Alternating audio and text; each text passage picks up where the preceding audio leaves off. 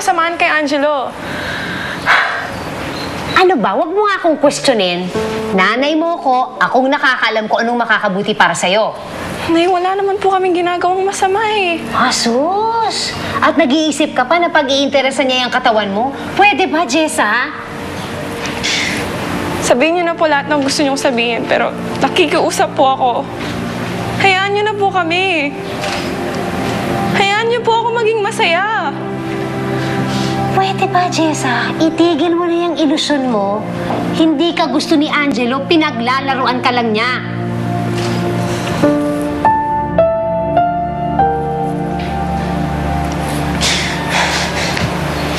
Hindi po totoo ang sinasabi niyo.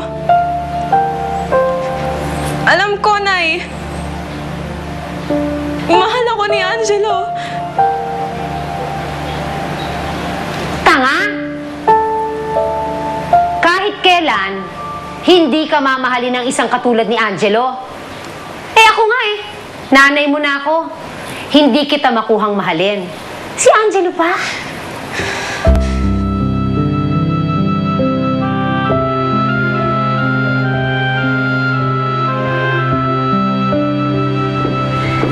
Is Angelo here? Wala. May lakad sila ni Jessa. Jessa na naman. Alam mo, allergic na ako sa pangalan na yan eh. Akin na yung susi. Anong susi? Huwag ka na magmaang-maangan, Cleo. Angela told me what you did the other night. Alam ko meron kang spare key dito sa condo niya, kaya give it to me. Here. Happy? Ba't naman ako magiging masaya? Eh, susi lang itong binigay mo sa akin. Hindi naman ito yung solusyon sa mga problema ko eh. Anong problema mo? Come on, Noel. Tell me. Friends naman tayo, di ba? Or since Andrew and I broke up, nakalimutan mo na magkaibigan tayo.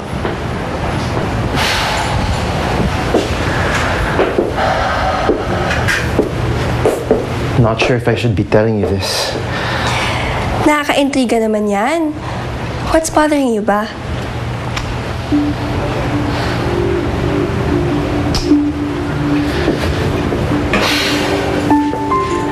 Si Angelo kasi, parang tuluyan ang nahulog kay Jessa. Sinabi ko na nga ba eh. Ayaw mo rin sa kanya, no?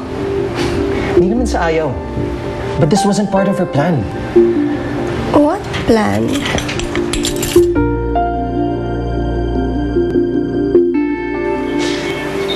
Nay, wala po pagkabata. Wala akong ibang inasam, kundi ang pagmamahal niyo. Dahil naniniwala ako na balang araw, matututunan niyo akong mahalin. Hindi darating ang araw na yon dahil pangit ka. Oo, Nanay! Pangit ako! Tanggap ko naman yan eh! Wala namang araw na dumaan na ayokong baguhin ang itsura ko.